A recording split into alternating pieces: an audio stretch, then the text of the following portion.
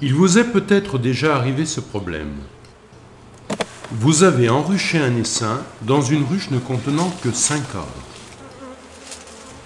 Vous vous étiez pourtant bien promis de mettre les 5 cadres manquants très rapidement, mais le temps est passé et 15 jours plus tard, vous devez ouvrir la ruche.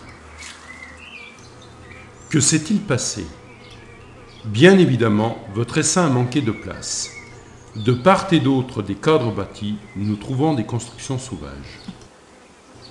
Vous devez impérativement et très rapidement nettoyer ces cadres sauvages.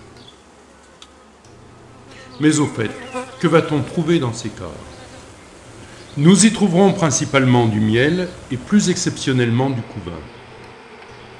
Prévoyez d'avoir un seau pour récupérer ces constructions sauvages. Surtout, ne les jetez pas à côté de la ruche. Cela serait source de pillage. N'ayez aucune pitié pour les cadres contenant du couvain. Essayez de récupérer ces cadres-là, vous créerez beaucoup de travail pour très peu de résultats. Profitez-en pour nettoyer la tête des cadres sur lesquels les abeilles auront bâti des constructions sauvages.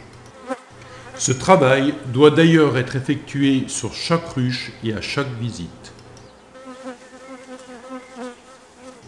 Lors de l'ouverture d'une ruche, la première impression est souvent de voir les cadres entièrement collés les uns aux autres. En réalité, les constructions appelées ponts ne sont faites que sur la tête des cadres et sur la partie bois. Les abeilles ne relient que très peu la cire entre elles.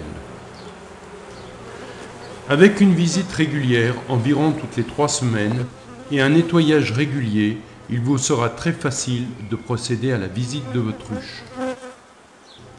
Une fois ce travail effectué, il ne nous restera plus qu'à remplacer les cadres manquants.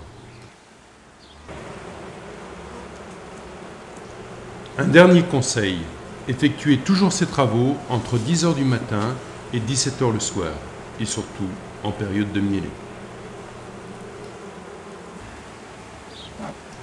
Bonne visite.